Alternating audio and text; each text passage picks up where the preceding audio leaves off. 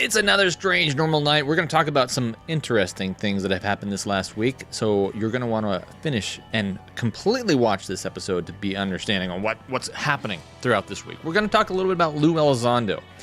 Lou has been doing live presentations around the U.S., telling what he knows about the Pentagon and their experience with these UAPs. And I went to one with a few friends of mine just to see if I could ask Lou some questions one-on-one, and I did. And I found some things out that were pretty, well, strange. So you're going to have to stick around to find out more about that. But more than that, we got a lot of other things that are happening too. So stick around, and I'll tell you more about that after this.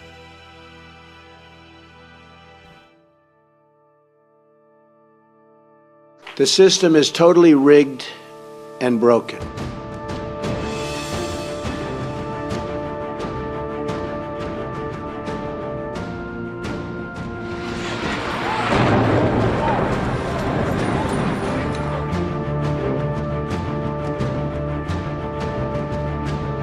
a whole fleet of them. Look on the SA. My gosh. Demonstrators will declare themselves to be inhabitants of 5 distant planets in the galaxies that are coming to warn the inhabitants of planet Earth of the impending destruction of the planet. It is now 89 seconds to midnight. This is the closest the world has ever been. I still think these are what people call angels. I'm dying to know what they've got to say.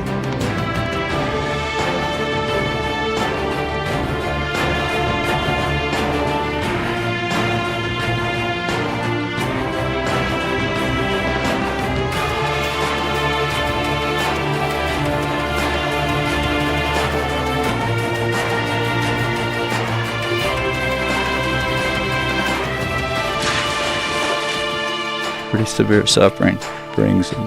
These entities have the ability to appear in any form.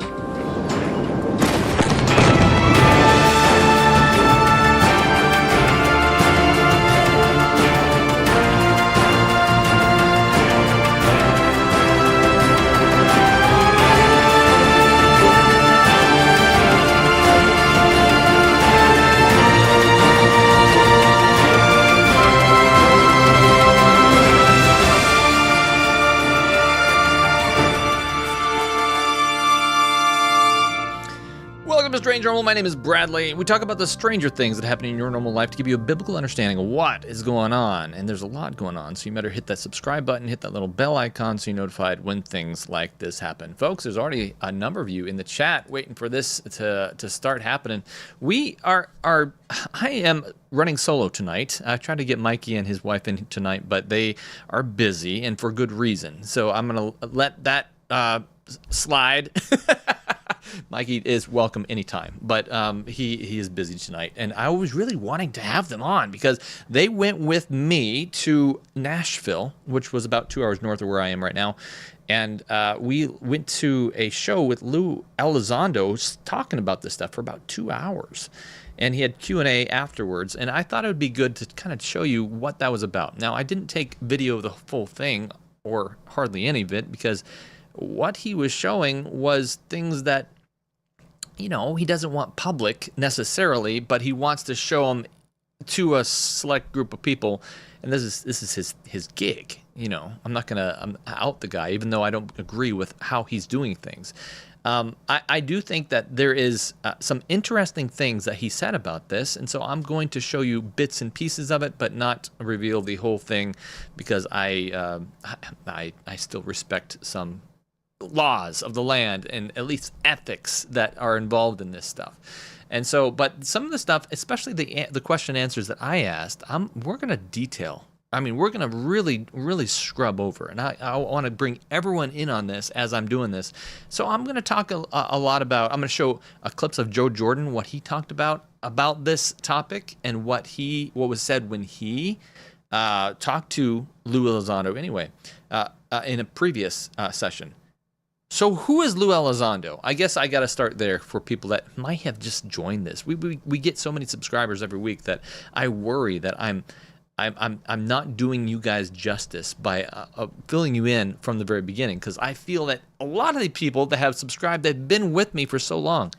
Enough gab, Brad. Let's get in it. So Lou Elizondo is, if you watch Starfall, go to starfallmovie.com, which is the original documentary I made 3 or 4 years ago now, on this topic, saying, hey, look, something big is happening in the U.S. specifically, and it involves your government, the U.S. government, the Pentagon, intelligence and counterintelligence agencies seeing balls of fire in the sky.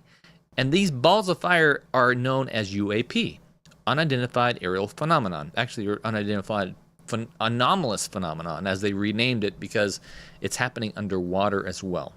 And so they're talking about this stuff, and Lou Elizondo kind of became the forerunner because he left the Pentagon and decided he was going to go ahead and quit, push his pension and everything away, and say, the government isn't giving the people the right information about this, and I'm going to tell people about it. Now, Lou was frustrated with the idea that his superiors were calling it demonic.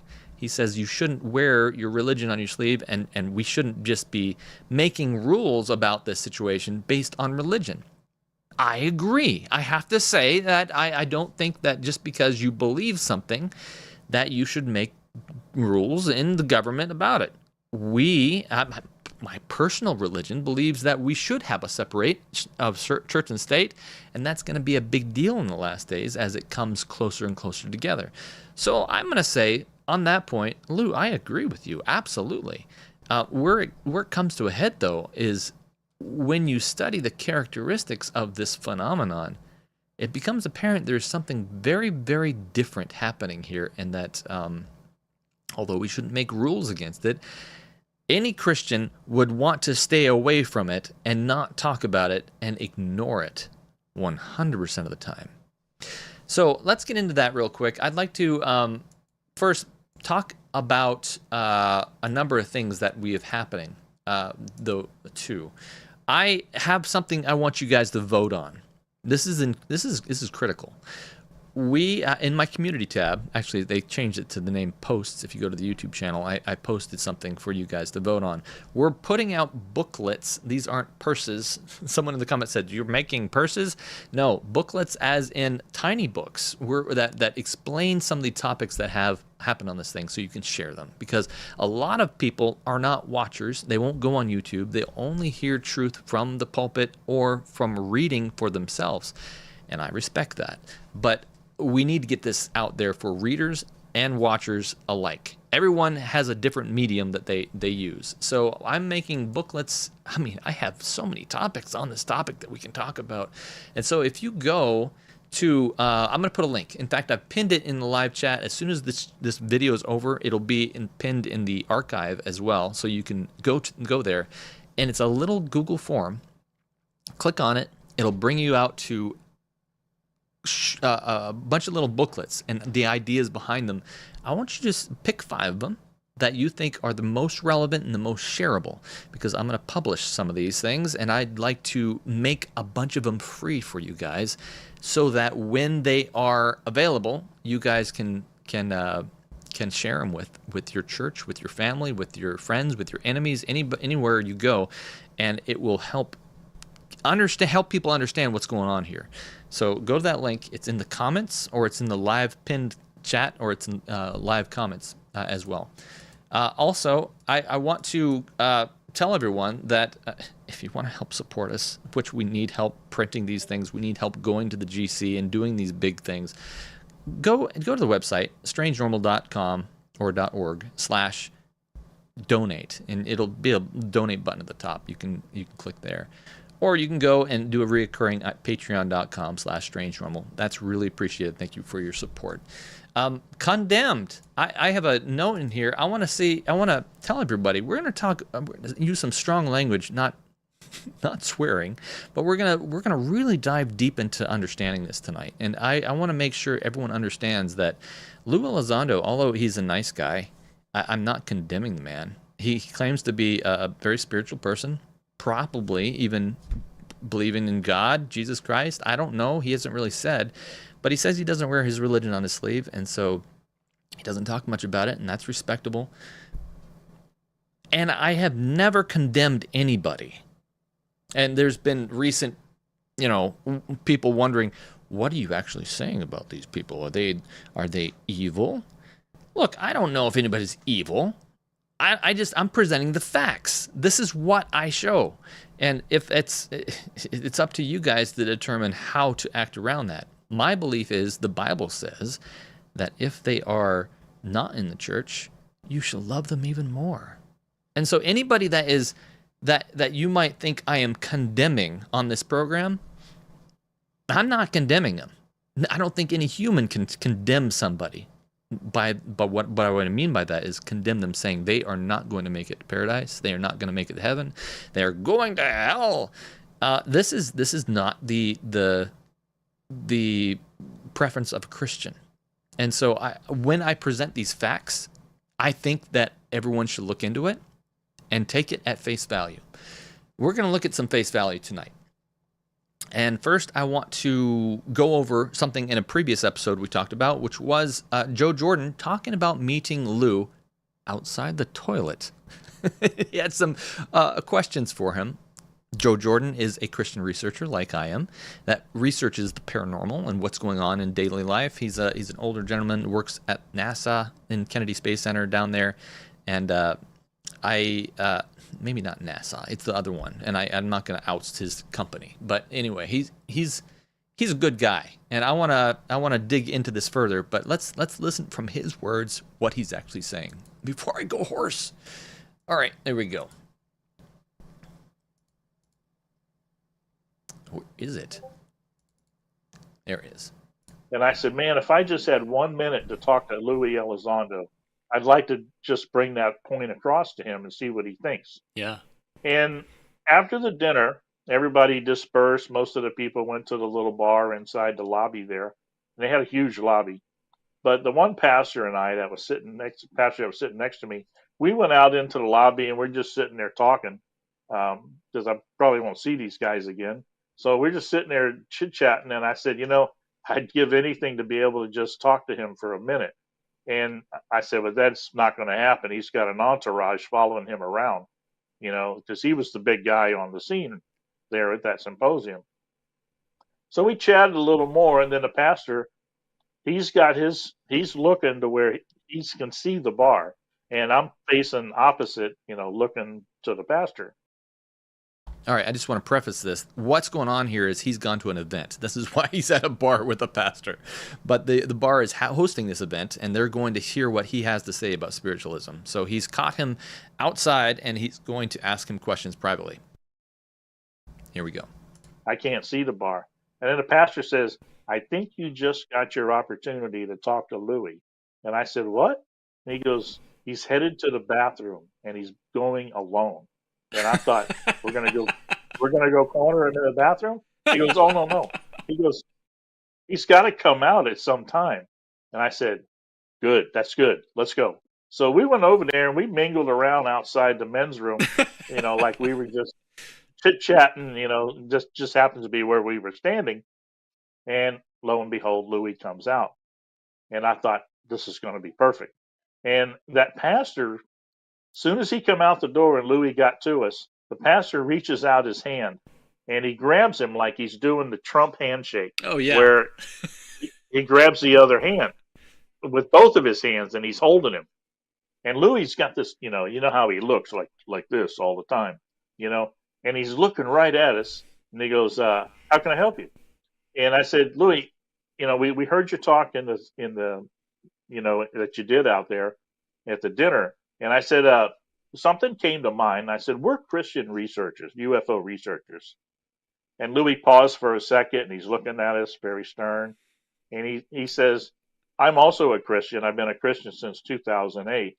I wear my faith on, my forehead and my hand. And he says, how can I help you? And I said, well, in our research and listening to what you were describing tonight in your talk, everything you were describing, we believe, is what a Christian would call a spiritual manifestation of an angelic being. And he pauses, and he's still holding the pastor's hand. And he pauses and pauses and pauses, looking for the right words. And he finally says, you're right. Oh. And he takes his hand takes his hand back, and I said, "Thank you, sir." And he says, "Thank you," and he walks back to where his people were. I got disclosure that night. I have no doubt he was telling me the truth. I honestly believe he was. He had no reason not to. If anybody was to question him on this, I'm not sure we'd remember it. But, I'm not telling you I made this up, because I didn't make it up. I had a friend right there with me, another pastor. So I truly believe he understands what this is, but they're doing something that is very normal for the type of people that work that way, in psyops. What they're doing, and I believe he's been doing this all along, he's giving us enough to figure it out on our own. And I think that's the way this has to work. All right, so what's happening here? Well, Lou Elizondo, this was a previous episode I was talking to Joe Jordan on it. I tried to have him on tonight, but I was a little bit late in trying to get a hold of him. But what was happening basically is he's trying to get a hold of this guy, and he wants to talk about it. And he got Lou to say, yeah, this is an angelic manifestation. All this stuff that we're talking about is we're seeing angelic manifestations. I'm not sure he still believes that or not. I'm not exactly sure where he's going, because his answers tonight, when I asked the questions, I'm going to show you video of me asking questions and show what he actually has to say about this at the event, was interesting, to say the least. And so let me show you a little bit of the event that was happening here. Make sure that it doesn't repeat. Yeah, okay, good. And this is the event that we were at. I'll show you Mikey, me, and Aubrey sitting at this event. We all had to have, the table came with wine bottles full of water. Just letting everybody know that's what this is. Here's the clip. There we go. Where we at, Brad? All right, we are here. America can handle the truth. Bring it back to us. All right, I'm back. So that's essentially the venue we were at, so you can get a kind of a grasp of what was going on there. And the interesting thing is Lou came out and he started talking about this stuff, and he basically told everything that we've been talking about on the channel and a little bit more. He talked about some secrets behind and understanding what the government is doing in their reverse engineering of this stuff, which was fascinating, because I don't know if a lot of evidence has been shown about that, but he seems to push the narrative further that this is a real thing. But we'll see. This is him talking for just a moment on screen. Let me see if I can play it here. That's a good reasons why we do it. So let's talk about it. Here's a brief history of U.S. national secrets. I'm not going to read every one about to you. I put the thing back down on the table because I'm not going to show any secrets on film. But this is him talking about that stuff. And so I wanted to listen to this, not because I was curious about what the world thinks about this stuff or what he was specifically teaching, but I wanted to catch his ear and see if I could actually talk to him a little bit more about what's going on. And so I'm going to give you a few clips about what he was talking about, but it's going to be by audio only, because that's what I was recording with. I wasn't going to, stick my arm up there and record him the whole time. So let's do a short clip, and this one's on the understanding of para. He started the talk out specifically talking about para, and he's like, "What in the world do you think of when you think of para?" Listen to what he says on this. The prefix para in the English language is Latin derived. It means above or beside. Here in which there's a definition, right? And we use the word a lot. It's really important for us because it describes a lot of words that we use. So, for example, when I say the word parachute, what do you think of? Well, for you Army guys like me, hopefully it's a device that deploys over your head, helps you hit the ground, thumped enough. Got it? Right? So generally something pretty good. Anything about that? Parachute. Something that deploys above or beside you to slow your descent. And for you first responders, when I say paradetic, right? This is a first responder, a life-saving, who is above and beside the performing the duties of a paramedic. And we think of that. Right. And there's your definition. No problems with that. I think we can all agree, general consensus, that these are positive things. What about this word? It's paranormal is what the word he's putting up there. So if you can't hear it, I've taken the audio and I've put it through a generator that helps AI enhance his voice, and it's still hard to hear because you hear clanking of dishes and stuff. And I apologize for that. So people that are trying to understand this, I'll try to reiterate what he's saying afterwards. Essentially, what he's saying is we hear the word para all the time, and it doesn't scare us. He says we hear parachute, we hear paramedic, but then people get scared around the word paranormal. I'm going to say for good reason, but let's see what he has to say about that. You just did exactly what I was looking for. Some of you go, boo. Some of you had to cock your head a little bit slyly, maybe smile like, it should be paranormal. I mean paranormal. What I mean is that everything in society, everything in science is paranormal until it becomes normal. The computers that you use, the cell phones that you use, the devices that we now take for granted, Wi-Fi and things like that, certainly at one point would have been considered paranormal. Lest we forget, right, that any sophisticated technology that is sophisticated enough appears like magic. So he's going into the idea that any technology that we don't understand appears paranormal to us. And I understand where he's going and how he understands that. I'm curious what you think about that, so please leave a comment below. It actually does help the algorithm too if you do comment about something on this topic. So think about this. I do read the comments, and I'm curious what you think about this, because he is saying that if you don't understand technology, then there is a chance that you're going to think, well, it's just paranormal. He goes into a bunch of examples like tribes thinking that you're taking a picture, you're taking your soul from the person, and things like that.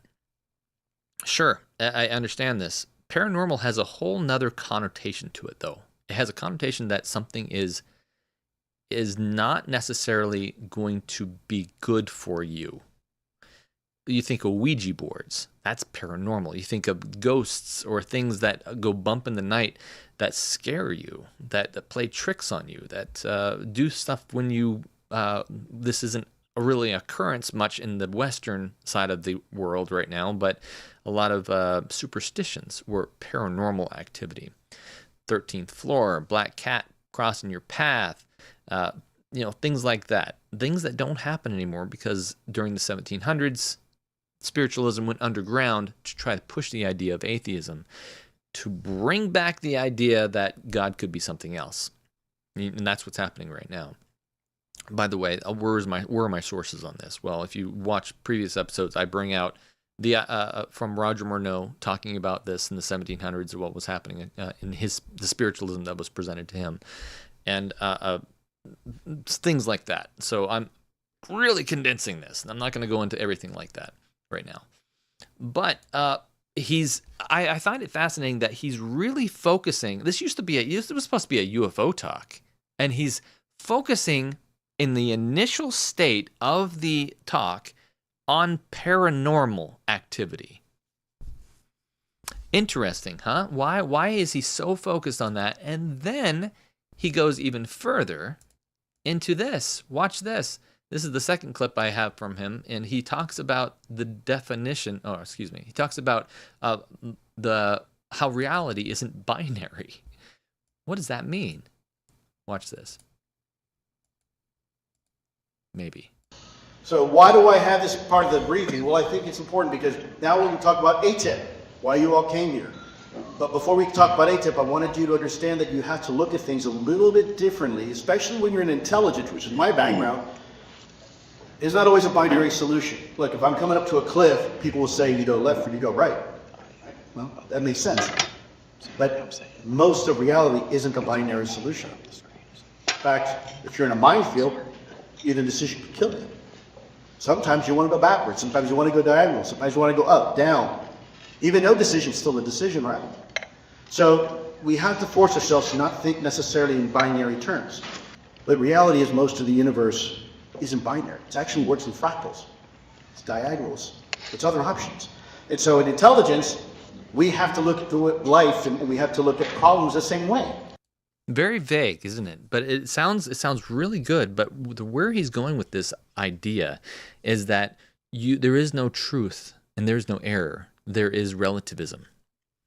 And so he's saying that, look, we in the Pentagon, we have to think a different way. We can't think that this is good and this is bad. Because remember, back in his history, he had superiors in the government that were saying, we don't touch this, Lou. This is evil. And he was like, you can't look at this problem through your religion.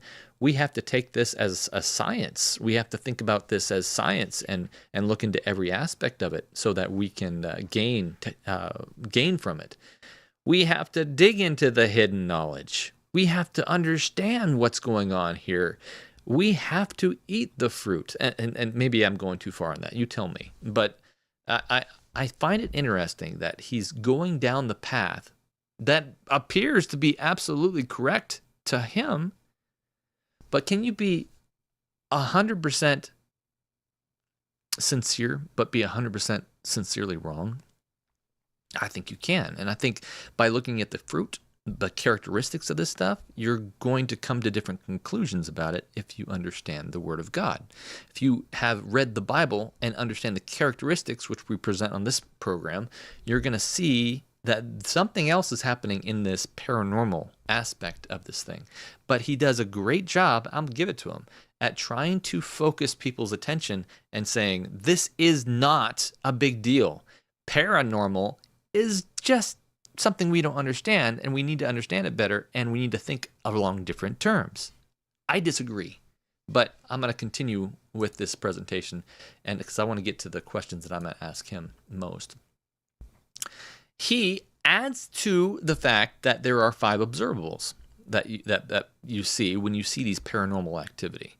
You aren't just seeing balls of fire anymore. He said that you also have a 6th observable. Let's see what he says about that 6th observable. Check this out. 6 categories. We call them the observables. Most people know about the 5 performance observables, but there's actually a 6th. But it's not a performance, it's an effect observable.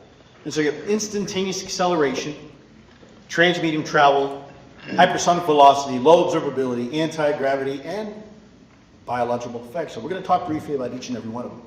Okay, I'm going to skip straight into the 6th one. Biological effects. How does that play into this? Can this also be explained through the aha moment? It turns out, yes, it can. Absolutely. Let's go back to our bubble. Highly energetic, folks. Highly energetic. Is it possible that the people that we are looking at, by the way, the U.S. government has quite a few people right now, it's observing, that have come up close and personal with the UAP. I'm talking government people. I'm talking military personnel and intelligence personnel. How many of you know that right now there are people, soldiers, airmen, that are on 100% medical disability by your government, and in the paperwork is related to a UAP incident? Can you believe that? I've seen it. And by the way, that paperwork's going to public. So you'll be able to see it too if you haven't seen it already. He said, and it's going to become public too, and you're going to be able to see it, and it's going to happen. He says, I know it for sure, that your government has people on disability, and people have died from this. And this is actually the first thing I start with. When I talk to people about this, someone brings it up at church. If I have time, I had someone that stopped me and said, I've seen you on YouTube. What do you talk about? Oh man, that's a long topic, but let me set you down for a second. We're going to talk about this. But I start them out and I say, look, you know that there's over 100 court cases right now talking about people that have come in contact with fireballs in the sky. And they've actually gone up to these things, military officers, and some of them have died because of it or become disabled. And they haven't received the same compensation, so they're in the court about this. And that's kind of what I start with to make people realize this is a real thing. Something else is happening here. And so then I go into Starfall and explain what people are seeing and what the characteristics of it are. and then that kind of debriefs someone on what's happening. And so what he's saying right here is really critical, because this is something that's coming out this year. Let's continue on to hear what else he has to say about this. That's amazing. And if it wasn't for the helpful work from the late Senator out of Arizona, that paperwork never would have come out. John McCain was responsible for getting some of these medical documents released and getting these service members that came up close and personal to a UAB, and it was verified by the U.S. government. You don't hear that in the news, do you? So it turns out if I'm in zone 1, what happens? Well, you get these reports. It's funny, Lou, I got this sunburn. It looks like a sunburn, kind of like a rashy skin. Well, yeah, it is. Right, you got exposed to ultraviolet radiation. That's exactly what happened. And that's why you look like you had a sunburn. These things are highly energetic, and if I get a little too close, what happens? Well, we actually have medical professionals right now, actual surgeons and doctors on the U.S. government payroll who were paid to look at the injuries of U.S. service members that was sustained due to a close encounter with EPP. And what they found was some very interesting things. The closer you got to these craft, you start to experience internal organ damage, liver damage, heart damage. The carotid putamen, part of the brain, was actually changed. We have the CAT scans and the MRIs to prove before and after pictures. And these are individual. This paperwork is there. The U.S. government has it. We know it. We're paying doctors to provide care to some of these people. There's a lot of them, a lot more than you might think. All right, let's pause it right there. And that's all I'm going to talk about with the medical stuff, but I think it's an interesting point that he brought up, that this is a legitimate issue. And that's where I always begin with this as well. There are people that have had issues with this stuff, and it's not just Bledsoe that is experiencing this stuff right now. But then he goes into something that it really blew my mind, and I really had to study. Maybe some of you know this better than I do, but let me just play it, just so you understand what he's saying. Listen to the phraseology he says, especially at the end of this clip. We are this infinitesimally small point in space. And this is the universe. How big is the universe? And how small are we? We're this infinitesimal speck on some obscure rock, hurling around some obscure star, and so around some obscure galaxy. But it gets even more interesting. Okay, so size of observable universe, 93 billion light years across. And take a look at this. 4.344 times 10 to the 26 meters across. Now that's a big number. But you know what? As the old saying goes, as above, so below. What did he say? He said, let me repeat it again. Listen to this. You can hear Mikey in the background going, oh my goodness, take a picture of that, take a picture of that. But you know what? As the old saying goes, as above, so below. He said he brought a whole slide just to write the text on the screen that says, as above, so below. Where have we heard that before? Well, I had to look that up. I actually went to ChatGPT, and I was like, okay, I know this phrase is highly connected with occult reasoning and stuff. So I thought it might be a good idea to try to bring this up a little bit and understand this. So I went to ChatGPT. This is ChatGPT right here. We're going to write about this. Where does the term as above, so below come from? Well, it says the phrase as above, so below is most famously associated with Hermeticism. In other words, Hermes, I guess, Greek stuff. And originates from the Emerald Tablet. I feel like I'm in like some Final Fantasy series here. I've never even heard of this stuff. Maybe you guys have. The Emerald Tablet, a short cryptic text associated with or attributed to the Hermes something. This text, which has influenced alchemy, mysticism, and esoteric traditions for centuries, encapsulates the idea that the macrocosm, the universe, and the microcosm, the individual or the earthly realm, reflects each other. In other words, the same principle that governs the heavens mirrors Earth.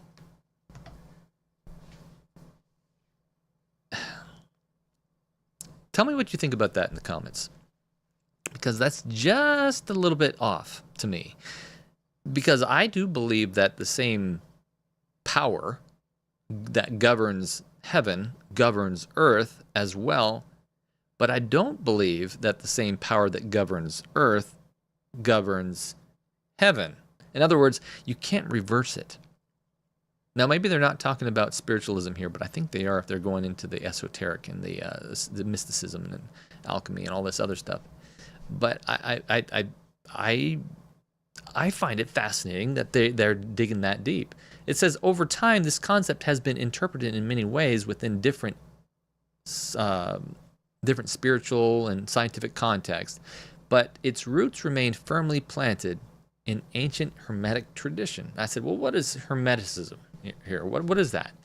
And so ChatGPT says, Hermeticism is a philosophical and spiritual tradition rooted in texts attributed to legendary figure Hermes, a blend of Greek god and Egyptian god Thoth, Thoth.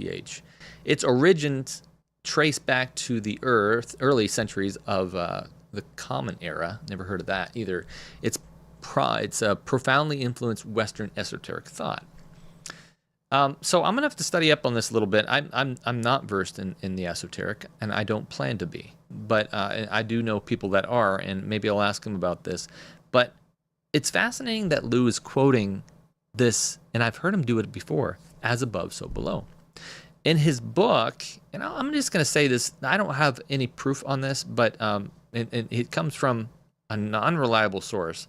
Stephen Greer says that Lou's superiors, some of the ones that he, not the ones that considered this thing demonic, but the ones that he looked up to, were deeply rooted in the esoteric, in this idea. And so I think that was on a different show. We talked about that previously.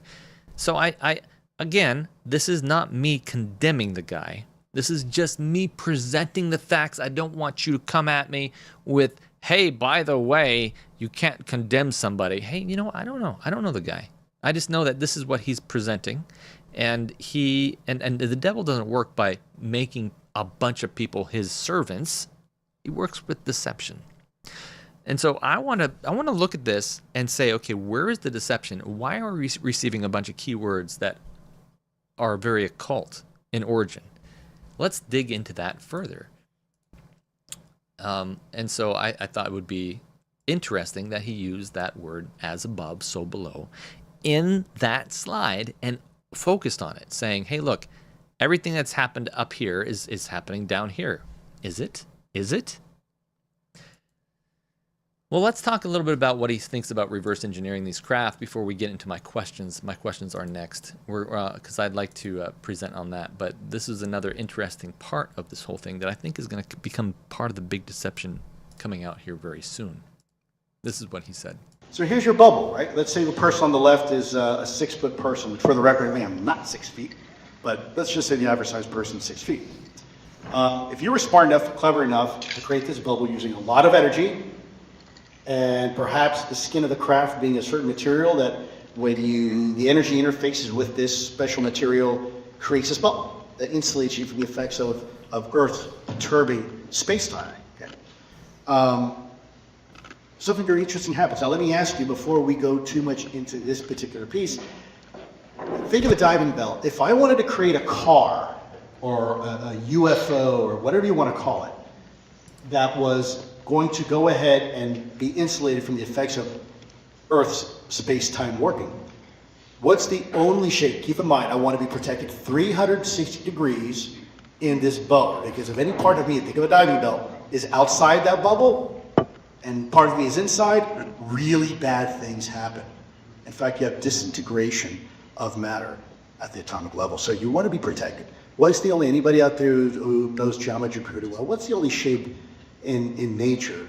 If I want to be protected in a bubble, that's right, a sphere. A sphere. The problem with the sphere, though, you kind of roll around, right? So there's a way to get around that. So here's your energy source pushing out and creating this bubble 360 degrees. If I squash that sphere, what do I have? I've got a disk.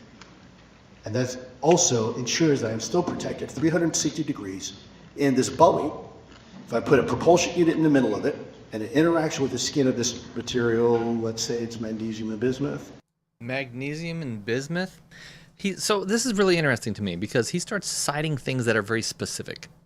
It leads me to believe that there is more than just theory going on here at this level. And this is the reason why I bring this up, the reason why this isn't a spiritual talk right now in this one clip. I'm going to go into that in a second. But because I believe that this is going to become one of the big facts that our senses are titillated with to make us believe that this is a real thing. And it could be a new form and understanding of physics. I'd have no problem. My Christianity, my belief system does not have a problem with believing that there is more to physics that we don't understand. There's veils that are hidden from us. There's wavelengths that we can't see or understand. I believe God. There's a conspiracy happening of angelic proportions around us right now, conspiring for our good and for our evil. And so I don't have a problem with that. Where I get fascinated by this whole thing is that he's going over theory right now. He's starting to state facts, which makes me think he might know a little bit more about what's coming as the deception. So my ears perk up. He said these elements. What else does he say about this in the next 25 seconds of this clip? I didn't say that. All sorts of weird things happen. And if you use this radiation at a certain magnification, maybe 3.5 terahertz, maybe a little bit more, weird things begin to happen. The problem is that this bubble is limited in size, 43 feet. But you can hear that. He said 43 feet, but you didn't hear that. So in other words, he's saying that these bubbles, these balls of fire, what the government has seen, I'm putting words in his mouth because I assume that this is where he's getting it. He's not just making 43 feet up. He's saying that the government has seen these balls of fire. They're about 43 feet. He said earlier in a clip I didn't record that we have 4K video of them 15 feet from the cockpit. And he says that video is not declassified, but he says we've seen these things, and these things are out there. So this is bizarre. But I believe it's going to be part of the grand plan, as Marno says. This is a part of the big delusion that's happening. So I think it's important to at least talk about and mention, so you know what's going on. Let's move on from that because I don't want to dwell too much on that. Let's get into the questions. I asked 2 questions, and what happened was while we were sitting at the table, I was prepared. I'm ready to ask him some questions, and I was thinking, I'm not gonna. There's about 200 of us at this thing. It's a lot of people, and most of them are not Christian. At least they're not presenting themselves as that. Everyone at my table was pretty single in their. It wasn't a group of people, in other words. And they were all here listening to what was going on. And so I wasn't going to say, hey, by the way, I believe they're demons. What do you think about that? Because he's just going to blow off that question. And I don't feel like leaving and having to watch my back on the way out. Because some people are agitated by that. But I did want to see what else he knew about some of this stuff. So there's 2 questions I want to ask him. I'm going to play the full clip of first question. We're going to talk about it. I'm going to play the full clip of the second question, and then we'll talk about it. And then I'm going to parse it, pick it apart, and we're going to look at it very deep because there's a lot to talk about in these. The answer and the question itself. So the first question is this one right here. Let's see if I can bring it up. Where is it? Is this it? I have 2 quick questions. Yeah. Tell us as much as you can about about government communication with these NHI. And I'm not talking about flashes of light. I'm talking about intelligent 2-way communication, and if and when this has happened. And number 2, you said when leaving the Pentagon, your superiors or your friends, I forget which, said that some of them thought this was negative spiritual intelligence. Can you speculate on why they thought that? I think, first of all, we have to define communication. Because people think sitting down at a table, we're communicating with each other over a cup of coffee, we'd be over a glass of wine. But that's not the only way to communicate. In fact, we communicate all the time with Russians. When the Russians send a reconnaissance bear aircraft into our airspace, what do? We scramble two F-22s and we intercept. And now we don't say anything to her, but are we communicating a message? You're damn right we are, right? So I'm over here at this end of the ring, you're over there. If you can't hear me and I go like this, I'm communicating. Hey, how are you? I'm over here, right? I'm communicating. It's just nonverbal, right? Or if I, point advantage, still communicating the message. So we have to understand what we say communicating, our government communicating with something else. And I'm not sure we have time right now to go to details of that level of communication. It's not an easy question. I don't want an answer for you, but I'm not sure I can, unless we have a common definition of communication, that makes sense. Are we? Yeah, be real. We're sending aircraft and they smug us. They disappear and make us look like we're a child's toy. Are they communicating? Yeah, capabilities, absolutely. But to make it very clear, when they can come into our airspace and disable our nuclear warheads, they're communicating. Absolute, but maybe not the way that you're ours. Yeah. The second part of your question is also very important, but can you a little bit more elaborate on that? Yeah, he forgot the second part of the question, so I had to reiterate it. It's fine. He's up there. I do the same thing. There's a lot, and they were kind of disjointed questions. I asked him, what is it? I just repeat the question, because I think he didn't answer the question, or did he? We're going to go over that in a second. But listen to the question, how I worded it. It was very specific, because I didn't want him to say what he said. I have two quick questions. Tell us as much as you can about government communication with these NHI. And I'm not talking about flashes of light. I'm talking about intelligent two-way communication. Intelligent two-way communication.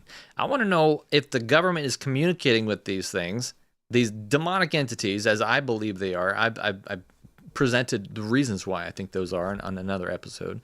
But are they communicating with these things? I don't want flashes of light. I don't want some bizarre distant idea. I want to know if some of there is some stories out there that are not factual yet, that of some presidents actually sitting down and communicating with beings, bipedal beings, not necessarily big eyes or anything like that, but they talk about how it's dangerous to have nuclear weapons and stuff. I want to know if that's real. I want to know if they're actually communicating with these things. And he seems to indicate that he can tell a little bit, but he's not able to. Interesting. And we're going to dig further into that in just a second. But I want to present the second question I asked him. Sure. Yeah. When you were leading the Pentagon, you said that your superiors, they thought this was more demonic. It was a negative spiritual entity. Can you speculate on why they thought that? And if they were an authority in the system, what gave them that conclusion? Okay, so I asked him. You see, he took two steps back when he said that. He's kind of taken aback that I would say demonic, and he's wondering how I can say this because that's what he said on several different podcasts, that his superiors thought they were demonic.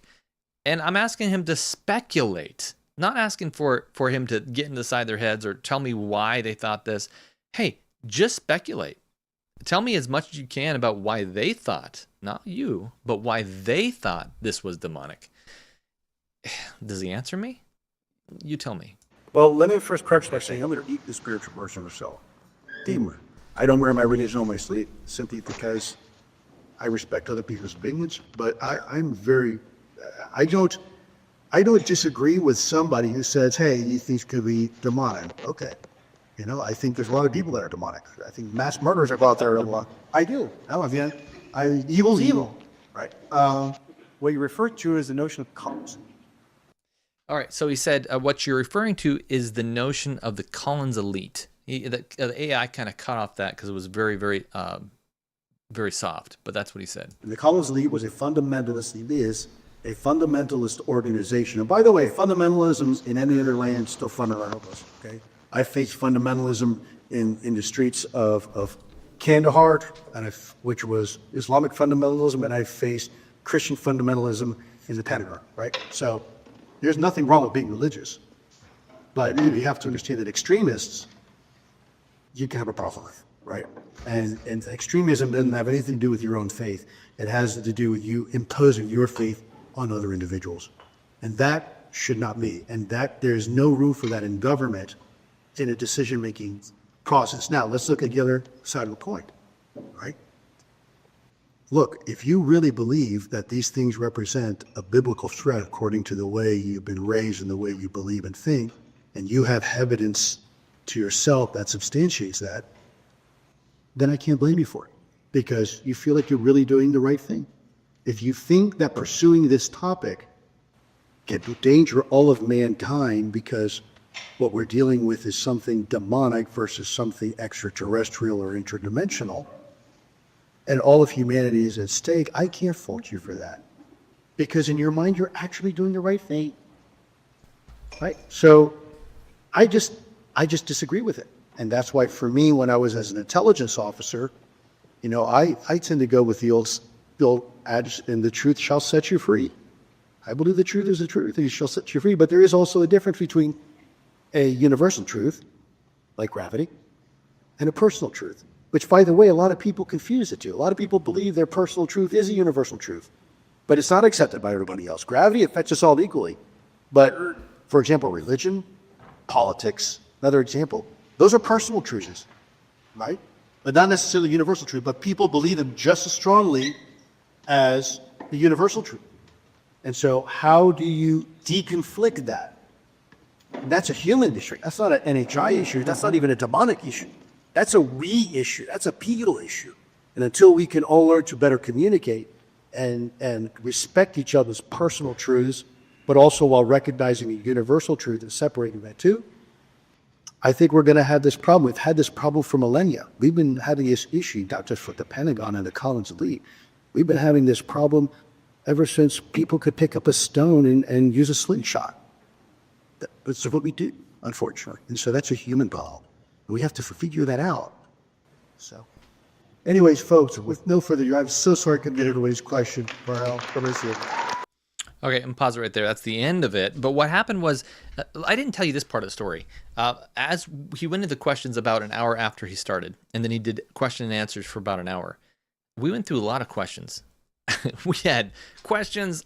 There was, and I was ready. The first question, I mean, I had my questions ready for him. I rose my hand. I was the first one to raise my hand. He looked at me. He pointed at me, and he said, "I'm going to take someone from over here." Mikey's like, "Does he know you?" I said, "I don't know," but I rose my hand before he got done. As soon as I sensed he was winding down with the answers to a question that someone was asking, I rose my hand again, and he looked at me and said, "I'm going to get this gentleman over here, but let's go to this one first." He pointed at me. He audibly said it, and he went to someone else. And then he didn't come back to me. He went to someone over here. "Oh, I'm going to get a woman this time." And then at the very end, I started saying a prayer. I was like, I got to talk to this guy. He said, "All right, we're going to go to," sorry I couldn't get everyone's questions, but let's go to a staff member. So we had staff members that were serving food and everything like that there at these tables. And he said, "I'm going to go to a staff member." The staff member, he looked at me and went, and walked the mic over to me. And I don't think that's what he meant. I think he wanted a staff member to ask a question. But the staff member, I think, saw that I was the only one that was going to be picked every single time. And he was specifically avoiding going to me as a question. I thought that was interesting. I don't know if that was maybe just me. Maybe it wasn't. You know, maybe I'm just playing games with my own mind, but I thought it was fascinating that it wasn't going to happen. And it took somebody else bringing me the microphone in order for me to ask these questions. And so after that, he was like, "I'm done. We're done with questions. No more questions." After I asked this demonic one. So you gotta wonder, because what he's saying here is that he believes they're angelic, but he doesn't believe they're demonic. Well, what does that leave? That leaves that he believes. I mean, logically, you gotta deduce what he's talking about here. He believes that what we're experiencing is the good angelic entities. Right? That's the only thing left. There's either good or evil. Yeah. He went over this whole idea of there's no binary. There's and truth doesn't. There's not real truth. There's just your truth and your truth. Baloney. There is truth, and we're going to go into that in a second. But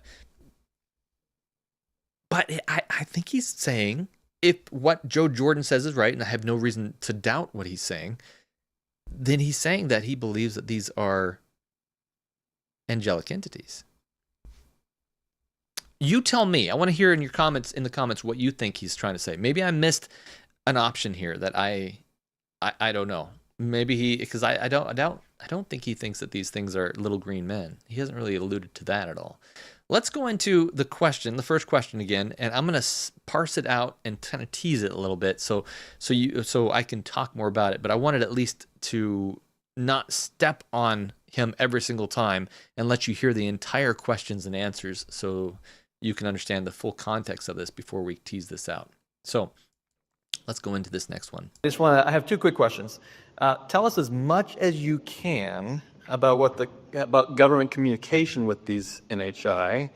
Tell me if the demons are talking to the government. I want to know that. And I'm not talking about flashes of light. I'm talking about intelligent two-way communication. I'm not talking about, they blinked at me. I've heard him say over and over again that these things, they're communicating because they're there. Yeah, I get that. And if and when this has happened.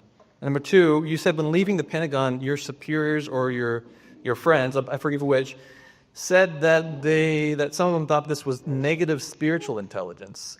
I avoided saying demons initially here because I didn't want to. I wanted to answer the first question first. Can you speculate on why they thought that? Yeah, you speculate. I want you to speculate. I don't want you to say, "Well, I don't know. That's someone else." I don't. And something else he's often said is, "Well, I don't get into the woo woo. I don't get into that stuff." That's something. No. I want you to speculate. I don't want you to tell me what factual evidence you have on this. Tell me what you think their mindset was and why they think that. Is there something else that's negative about these things that you aren't telling us or that your friend may know? He doesn't answer. I think, first of all, we have to define communication. We don't. I just defined it. I said intelligent, two-way communication. We don't need to define it at all. Because people think sitting down at a table, we're communicating with each other over our cup of coffee, we'd be over a glass of wine. But that's not the only way to communicate. In fact, we communicate all the time with Russians. When the Russians send a reconnaissance aircraft into our airspace, what do? We scramble two F-22s and we intercept. And now we don't say anything to her, but are we communicating a message? You're damn right we are, right? So I'm over here at this end of the room, you're over there. If you can't hear me and I go like this, I'm communicating. Hey, how are you? I'm over here, right? I'm communicating. It's just nonverbal, right? Or if I, point advantage, still communicating the message. So we have to understand what we say communicating or government communicating with something else. Okay, so let's go to the next one. I'm not sure we have time right now to go to these over that bubble of communication. He says, I don't think we have time right now to go into that form of communication. It's not an easy question. It's not an easy question. Is it? Is it not an easy question? I don't want to answer for you, but I'm not sure I can. Okay, so that was the answer right there. That's what he said. And I said, can you tell us, about this two-way communication? He said, I want to answer this for you, but I'm not sure I can. Pause. And then he adds a little bit to it to make it sound like it's because of something, which I think that's not exactly what he was trying to say. Unless we have a common definition of communication. Because he says, unless we have a common definition of communication. We do have a common definition of communication. I said intelligent, two-way communication, not blinks of light. And he says, well, I don't know if I can, unless we have a common definition. Are we? Yeah, he's real. We're sending aircraft and they smug us. They get beer and make us look like we're a child's toy. Are they communicating? Yeah, capabilities, absolutely. But to make it very clear, when they can come into our airspace and disable our nuclear warheads, they're communicating. Absolute, but maybe not the way that you're ours. Yeah. The second part of your question is also very important, but can you a little bit more elaborate on that? Sure. All right. So obviously he wanted me to reiterate it because he wasn't sure exactly, or he forgot what I was talking about here.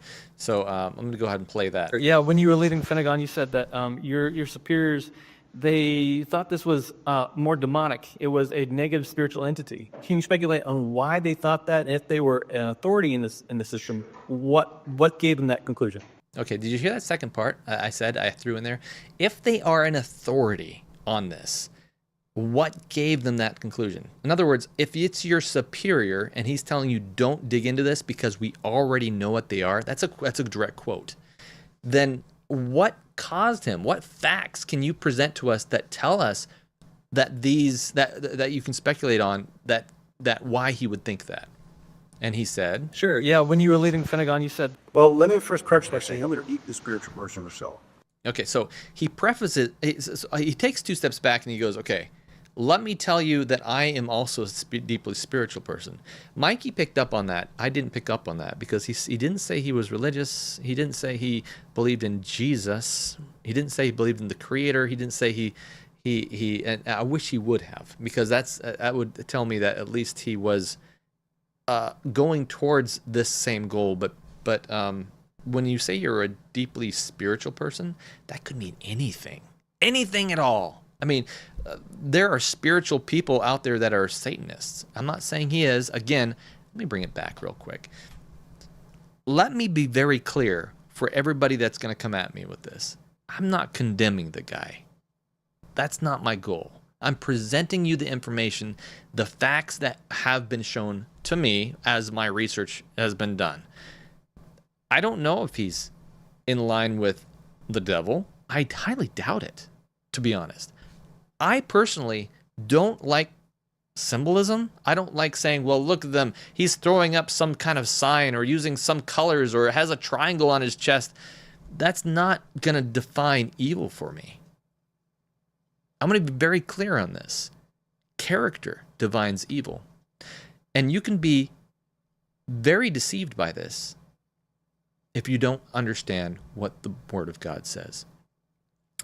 I'm not done yet. We're going to continue to tease this out. But if you found this beneficial, if this is something that you appreciate, please come with us. Join us on Patreon, patreon.com/strangenormal. Every little bit helps. And we're also going to be pushing out these booklets that talk about meditation, talk about the understanding of CE5, going to more information about the last day spiritualism as this is happening. And I think it's very important. And I need help. I can't just produce those because it costs money to do that stuff. And I'd like to get a lot of them out there. So if that's something you would help us out with, thank you so much. Let's get back into what he's saying here. Demon. I don't wear my religion on my sleeve simply because I respect other people's opinions, but I don't disagree with somebody who says, hey, these things could be demonic. Okay. I think there's a lot of people that are demonic. I think mass murderers are out there a lot. I do. Evil's evil. Right. What you refer to is the notion of cult. What are you referring to? What you are referring to, he's pointing to me, what you are referring to is what's called the Collins Elite. He's 100% right. He says that the Collins Elite were the group of people that decided that what they were experiencing was evil, and we don't need to really talk about this. And he said in other videos that this still exists. The Collins Elite still exists, and his superior, the one who said we shouldn't talk about this, he said was a part of the Collins Elite. He said that in his book. And so that's interesting to me because I don't know how he can verify that, if that's like a legitimate organization like, I don't know, some secret society, or how you become a part of that. Or maybe you're just labeled the Collins Elite if you think this. Great. That's another label to give me. Someone send me a patch. But I do believe these things are evil. So let's find out what else he says. The Collins Elite was a fundamentalist. It is a fundamentalist organization. By the way, fundamentalism in any other land is still fundamentalist. Okay. This needs to be talked about a little bit. Fundamentalism. So he talks about Collins Elite and then immediately jumps over to fundamentalism. What is fundamentalism? Well, I think it'd be good to look that up because I thought, according to what I think fundamentalism is, it's a good thing. I think the problem is it has a connotation, or at least people believe that fundamentalism are people that push their religion on you, when in fact you might just believe in the fundamentals or a literal Bible experience. I actually don't know the full extent of that, and I should. So I'm going to jump on ChatGPT to see what the world thinks fundamentalism is. Can you tell me, let me pop it over here so you can see what I'm doing, what fundamentalism, no, let's do Christian fundamentalism, did I spell that right? I'm terrible. Is. All right, ChatGPT, let's think about it for a second. The user wants to understand Christian fundamentalism. Okay, so it says Christian fundamentalism is a movement in Protestant Christianity that emphasizes a strict adherence to what its followers believe are the fundamental doctrines of faith. Here are some key points to understand about the movement.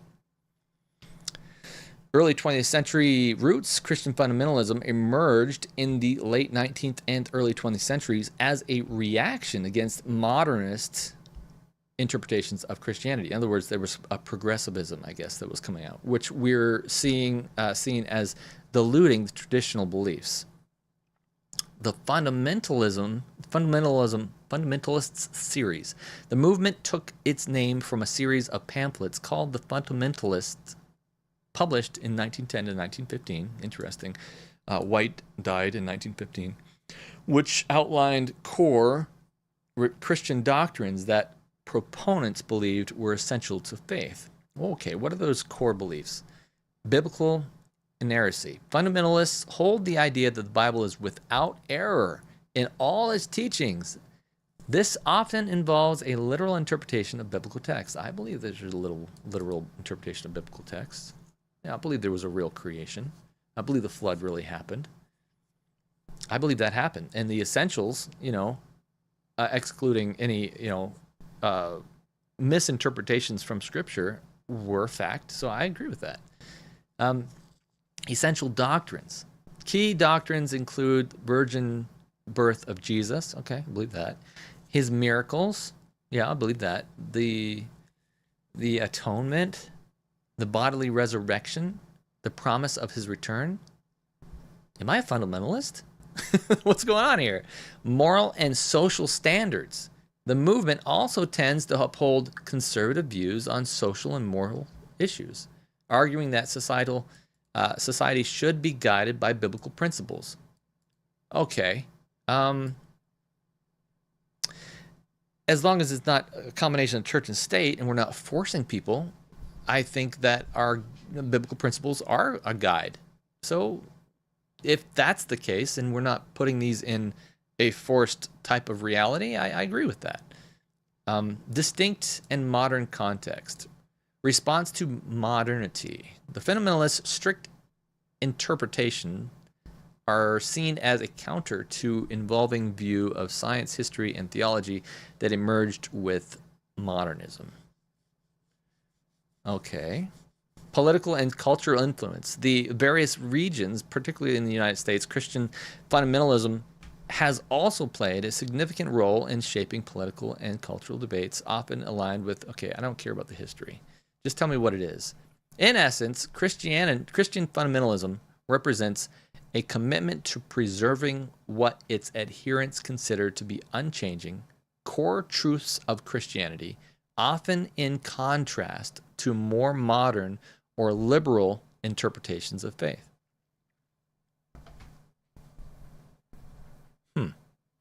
Okay, I don't see anything in there that says I have to force myself on someone. Excuse me, just a second, I get a sneeze. And it's gone.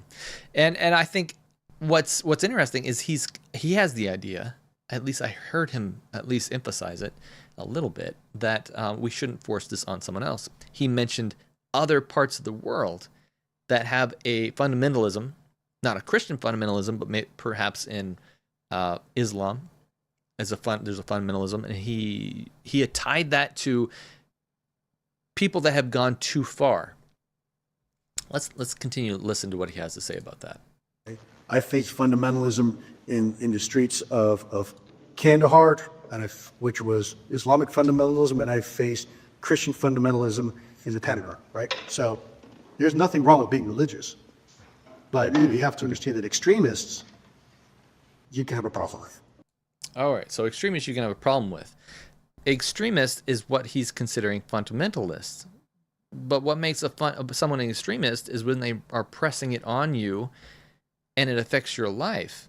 If someone just wants to be like, for instance, I'd say an extreme version of something might be, extreme version of Christianity is becoming, what do you call those people that have rejected society's technology? Amish. And so if you become Amish, that might be an extremism, but is that a fundamentalism? According to his definition, it hasn't affected me. If they want to go do their thing, they can go be a fundamentalist, and I'm okay with that. But he's putting the idea of extremism that's affecting other people's life, like what has happened with ISIS, on to fundamentalism, which I don't agree with. 100% don't agree with. I don't agree that that's fundamentalism. Maybe I'm wrong. You correct me in the comments. I'm learning this stuff as I'm going along here, and I'm trying to tease it out to understand it completely. Let's continue on with what he has to say. Right. And extremism doesn't have anything to do with your own faith. It has to do with you imposing your faith on other individuals. See? And that should not be. And that there's no room for that in government in a decision-making process. Now, let's look at the other side of the coin, right? Look, if you really believe that these things represent a biblical threat according to the way you've been raised and the way you believe and think, and you have evidence to yourself that substantiates that, then I can't blame you for it. All right. I agree with that. I have evidence. I have shown that on this channel. If you want to see that evidence, look at the 20 reasons why this is demonic video, or go into the understanding of this through what Adventism isn't talking about. That's, by the way, that's just a tongue-in-cheek title to try to get people's attention. I do think that we're starting to talk about this, and it's very important. And so, yeah, I agree with Lou. That's not a problem. Because you feel like you're really doing the right thing. Amen. If you think that pursuing this topic can endanger all of mankind because yes, I do. What we're dealing with is something demonic versus something extraterrestrial or interdimensional, and all of humanity is at stake, I can't fault you for that. And notice he's not answering my question, but he's speaking directly to, and he must have had this in the past, or at least he knows the character that's being presenting this question, because I'm presenting the question, and this is exactly him talking to me. Look, if you think this is demonic, then I can't fault you for that. He's answering essentially the question. Because in your mind, you're actually doing the right thing. Right? So I just disagree with it. He disagrees that it's demonic, but he agrees it's angelic. What else could it be? And that's why, for me, when I was as an intelligence officer, I tend to go with the old adage, and the truth shall set you free. What? I believe the truth is the truth, and it shall set you free. But there is also a difference between a universal truth, like gravity, and a personal truth, which, by the way, a lot of people confuse the two. A lot of people believe their personal truth is a universal truth. So let's talk about this for a second. Oh, this one hurts my head. And if someone has a concise explanation for this, I'd appreciate it. Talk to me in the comments about this.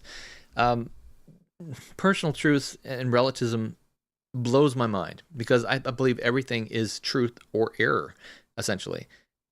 When you talk about something that is someone's personal truth, I think the better term for that is what they believe.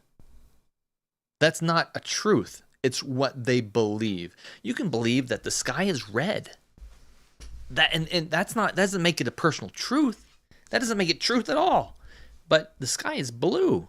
That's a universal truth. What is the sky? Well, it's nitrogen in the atmosphere that makes the certain colors. We know that. Science knows that. But if you have a personal truth about this, does it make it truth? No, it doesn't. If you believe that Christ was just another nice guy that was an entity that helped us out into transcending, is that a personal truth? No, that's error. And so, am I going to press that upon someone as a Christian person? No. But I fundamentally believe that these things are either truth or error. This is a fundamentalist belief. Fundamentalism isn't pressing yourself on someone. Fundamentalism isn't extremism. Fundamentalism isn't pushing that idea to try to make someone do something that they don't want to do. That's where I think he's in error. Let's continue. But it's not accepted by everybody else. Gravity affects us all equally. But, for example, religion, politics, another example, those are personal truths, right? But not necessarily universal truth, but people believe them just as strongly as the universal truth. And so how do you deconflict that? And that's a human issue. That's not an NHI issue. That's not even a demonic issue. That's a we issue. That's a people issue. And until we can all learn to better communicate and respect each other's personal truths, but also while recognizing a universal truth and separating that too, I think we're going to have this problem. We've had this problem for millennia. We've been having this issue, not just with the Pentagon and the Collins elite. We've been having this problem ever since people could pick up a stone and use a slingshot. Okay, think about this for a second. Has he answered my question? I mean, my question, going back to what he's talking about, Collins elite, he's talking about slingshots now and personal truths, and I just want to know why his friend thinks that these are demonic. And he's talking about slingshots. What are you doing, man?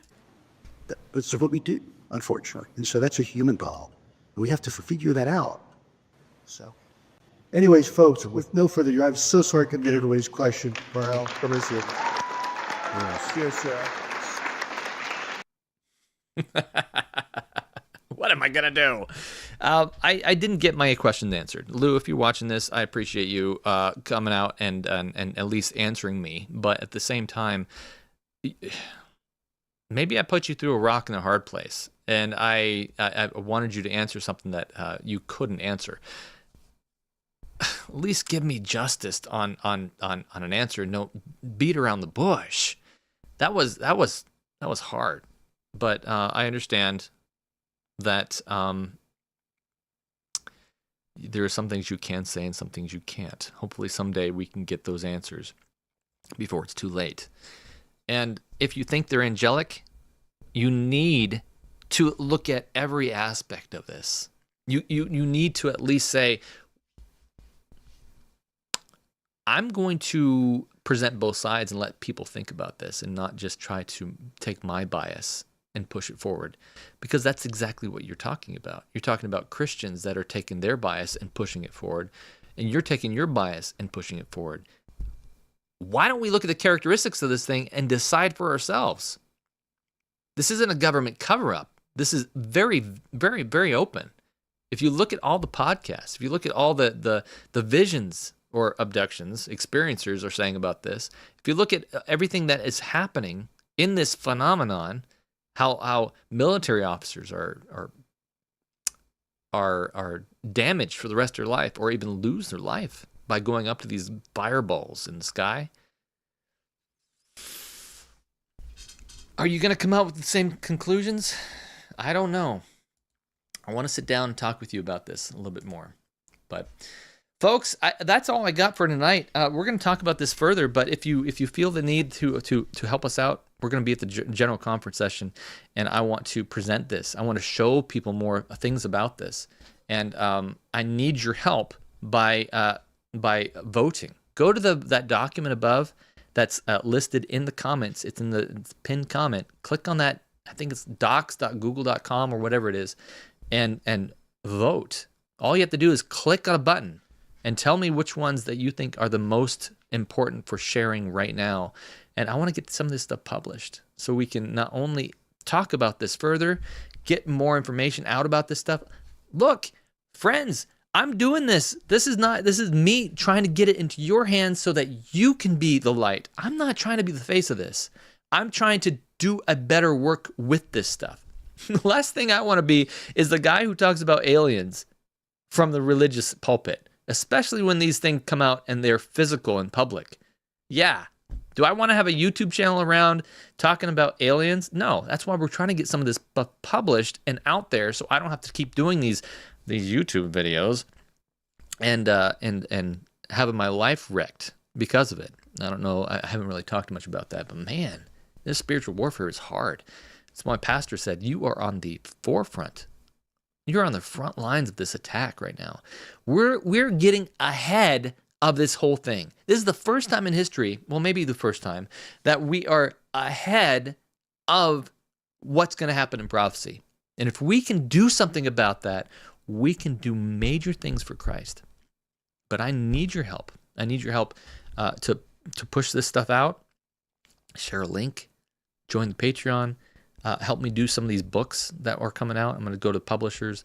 I'm in talks right now with some very big publishers that are going to be publishing this stuff. I've got one booklet written already, and we're pushing this stuff forward. We have 200 people that have voted so far. And I suspect that if you vote on what booklets will be going out, or if you give me ideas if there's something I missed in there, then let me know. There's topics in here that we need to get out about last day spiritualism that the church, Christians in general, are not talking about. Help me out. Let's do this. We're going to get it going. So focus, friends, and we will get this job done. Let's pray and be done with this live stream. Father God, thank you so much. Oh man, this has been quite a wild ride this week as we've gone down to or up to Nashville to listen to what is going on and what the former Pentagon officials are saying about this spiritualism. We're on the forefront of what's happening right now, and we want to know that you are on our side and you're guiding this boat as we careen towards this waterfall that you're going to save us from. So if you can, and I know you can, you always can, guide, direct, hold us, and shelter us from what's to come. We look forward to the day that we're sitting in front of your throne. We don't have to worry about this world anymore. We love you, God. And we look forward to that day. In Jesus' name, amen. Folks, this is it. I'm pressing the button. My name is Bradley, and this has been Pure Strangeness and absolute normalcy. Strange normal. See you next time.